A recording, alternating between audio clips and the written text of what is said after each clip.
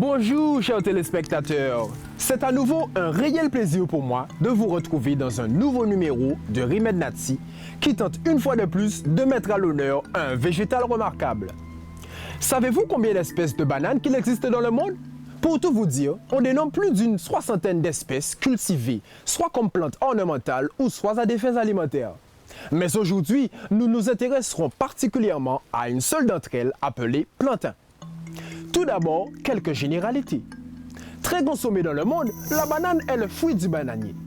Considéré à tort comme un arbre, le bananier est une herbe géante munie d'un pseudotronc constitué par des gaines foliaires emboîtées. Il possède des grandes feuilles qui sont habituellement déchirées en franges. Il peut atteindre 15 mètres de haut, selon les variétés, et produit entre 100 et 400 fruits. Les fleurs de la banane sont regroupées dans un cône violacé et chacune d'entre elles donne naissance à une banane. Les fruits forment un régime. Ce dernier se divise en mains ou pattes de 10 à 20 fruits et chaque banane individuelle porte le nom de doigt. Originaire d'Asie du Sud-Est, la banane s'est étendue à la péninsule indienne, aux îles du Pacifique et à l'Afrique grâce aux nombreuses migrations humaines. Autrefois connu sous les noms de pomme de paradis et figue des jardins, le terme banane est apparu en 1602 et viendrait du portugais banana, tandis que le terme plantain est apparu au début du XVIIe siècle et dérive de l'espagnol plátano. De nos jours, la banane plantain est connue aux Antilles françaises sous les noms de banane, banane plantain, banane à cuire ou banane ou figue en créole. Dans la Caraïbe anglophone, sous les noms de banana ou plantain, et dans la Caraïbe hispanophone, banana, banano ou plátano. Son aire de distribution s'étend sur toutes les régions tropicales de notre planète. Notons que la plantain est une banane comestible dont la peau est de couleur jaune quand le fruit est mûr. Elle fait partie des bananes à cuire qui regroupent des fruits tels que la banane montan, la banane popoulou, la banane feuille et la banane benedetta. En plus d'être un aliment très consommé dans le monde, la banane est également bonne pour notre santé. Jean-Marie Flower, notre écologue, et nos spécialistes de la santé, dont un docteur en pharmacie, vont nous en dire plus à ce sujet.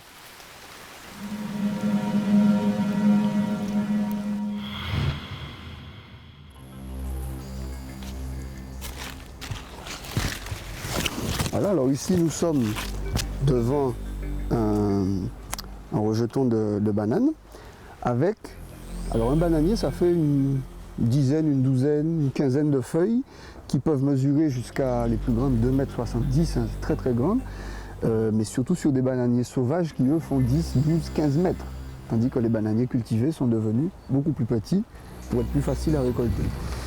Alors quand on coupe une feuille, ici, on voit bien une structure un petit peu alvéolaire, hein, c'est ce qu'on appelle un parenchyme lacuneux à l'intérieur, qui, si on le presse, on voit qu'il est complètement gorgé d'eau. Hein, c'est ce qui justement permet au bananier de se tenir bien debout. C'est comme un ballon qu'on a gonflé, mais pas avec de l'air, mais avec de l'eau.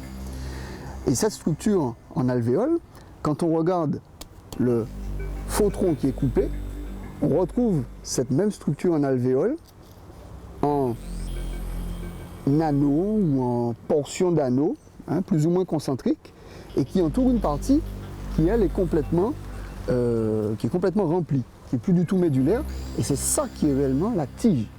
C'est pour ça qu'on ne la voit pas, elle est soit sous terre, soit entourée par les gaines des feuilles. Donc les feuilles les plus âgées sont à l'extérieur, elles sont même déjà un peu desséchées, et ce sont elles qui jouent le rôle d'une écorce. L'écorce des arbres qui protègent les tissus conducteurs. Donc pour le bananier, ces tissus-là se trouvent dans les gaines des feuilles, qui sont emboîtées un petit peu les unes dans les autres, jouent le rôle d'une écorce qui protège le bananier du dessèchement. Alors, une fois que le bananier atteint sa taille mature, le bourgeon, au lieu de produire des feuilles, va commencer à produire des fleurs. Et là, on va voir ce que donne une fleur de bananier. Suivez-moi. Alors, la tige du bananier, qui était invisible, soit parce qu'elle est sous terre, soit parce qu'elle est entourée par les gaines des feuilles, elle devient visible au moment où le bananier va commencer à produire des fleurs. Des fleurs qui sont réparties sur une inflorescence, hein, qui est voici, qui est un axe, et qui va produire ce qu'on appelle les régimes de bananes. Alors, c'est le même bourgeon qui fabrique à la fois les feuilles, on a ici, et puis cette feuille transformée qu'on appelle une bractée, hein, donc qui est ici très grande, la première est assez grande, les autres sont plus petites, voilà ici ce que ça donne, et ces bractées ne sont pas des pétales, mais protègent les fleurs qui apparaissent en dessous. Alors ces fleurs ont une partie femelle, l'ovaire, qui est infère et qui va donner ensuite les bananes qu'on connaît. Cet ovaire est surmonté des pétales que voici. Alors les pétales sont plus ou moins atrophiés. Et tout au bout, on va trouver autour donc les étamines, la partie mâle de la fleur, et au centre, le stigmate qui va recueillir les grains de pollen. Et toutes ces pièces florales, elles restent assez longtemps à mesure que le fruit mûrit. Voilà. Même jusqu'à des bananes relativement mûres, on peut encore trouver les restes des pétales, des étamines et du stigmate. Donc ces fleurs sont rangées en ce qu'on appelle des pattes ou des mains qui ont une douzaine, une quinzaine d'ovaires qui vont donner des fruits et qui elles-mêmes sont situées un petit peu en hélice autour de l'axe du régime. Et cette structure-là, en fait, un bourgeon produit en général un régime. Il y a quelques variétés très rares qui peuvent en produire par hasard 2 ou jusqu'à 5 dans certains cultivars, mais dans la quasi-totalité des cas, c'est un bourgeon, un régime. Et alors au fur et à mesure que la croissance de l'inflorescence se poursuit, les pattes, les nouvelles pattes, à partir de 10, 12, 15, elles deviennent trop petites pour donner des bananes.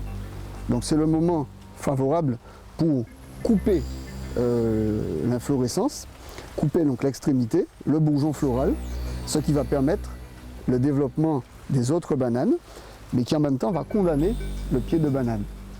Donc c'est un phénomène qui est très connu et qui n'est pas du tout grave, puisqu'entre-temps, la relève est déjà assurée par les rejetons qu'on a vus tout à l'heure.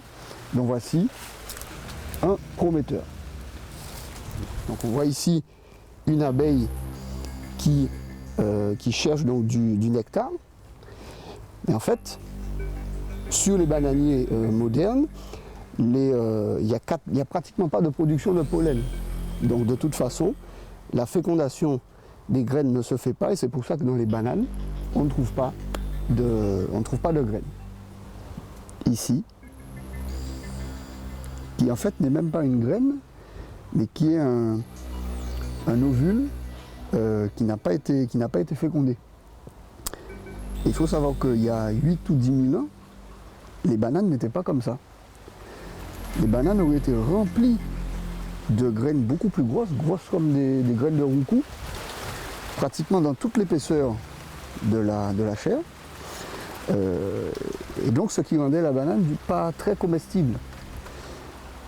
Et ça vient du fait que les bananes d'aujourd'hui en fait sont les descendants de 2 espèces de bananes sauvages. Donc Musa paradisiaca, Musa balbiciana, dont on a fait des hybrides. Et au cours des milliers d'années, l'homme a sélectionné les variétés qui faisaient de moins en moins de graines et des graines de plus en plus petites pour avoir la chair la plus goûteuse possible.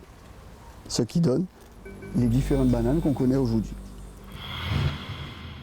La banane plantain, appelée scientifiquement Musa paradisiaca, appartient à la famille des musacées. C'est un fruit très énergétique et facile à digérer. Il est riche en antioxydants, en fibres, en potassium et en vitamines B, C, D et E. Rappelons que les vitamines du groupe B participent à la mémorisation et à la concentration, faisant de la banane un aliment de référence pour les enfants. Avec un index glycémique de 45, la banane verte est un aliment à index glycémique faible, c'est-à-dire un aliment qui augmente peu le taux de glucose sanguin après le repas. Toutefois, la banane plantain mûre possède un index glycémique élevé, égal à 70. L'extrait de banane verte, riche en amidon résistant, a montré des propriétés protectrices vis-à-vis de la muqueuse de l'estomac. D'après la pharmacopée végétale caribéenne Tramil, le latex de la tige mélangé à du sel ou la pulpe du fruit consommée cuite lutte contre la diarrhée. Toutefois, en cas de diarrhée, cet emploi traditionnel est complémentaire de la réhydratation orale.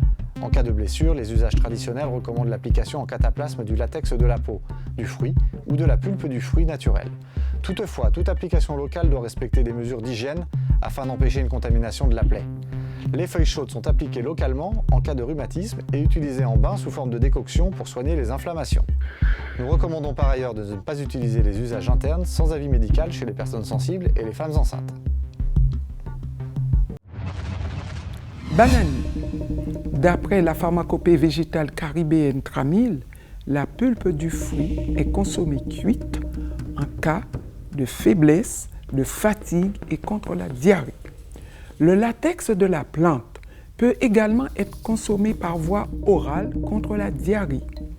Ce même latex et la pulpe crue broyée du fruit sont utilisés en cataplasme en cas de blessure. Les feuilles chauffées sont appliquées localement en cas de rhumatisme et utilisées en bain sous forme de décoction pour soigner les inflammations. Voilà comment on peut s'y prendre, par exemple contre l'inflammation ou les blessures. D'abord, contre l'inflammation, on prépare une décoction avec 100 à 200 g de feuilles hachées menues par litre d'eau. On fait bouillir au moins 10 minutes dans un récipient couvert, on filtre, on laisse refroidir et on lave la partie atteinte. Contre les blessures et les plaies, on lave la lésion à l'eau bouillie et au savon, puis on applique la pulpe râpée du fruit ou la sève de la peau du fruit sur la zone atteinte. On recouvre d'une compresse ou d'un linge propre qu'on change 2 fois par jour. Merci à tous les deux pour toutes ces informations sur la banane. Comme vous nous le disiez, la plantain constitue un véritable aliment de subsistance. En Afrique, en Asie et en Amérique du Sud, elle nourrit des millions de personnes à l'instar du manioc et de la patate douce et elle occupe la 4e place en tant que denrée alimentaire de base dans le monde. Notre émission est maintenant terminée. Merci à vous, téléspectateurs, pour votre attention. Je vous donne rendez-vous la semaine prochaine. Soyez à l'heure et continuons de protéger l'or vert qui nous entoure. À la prochaine!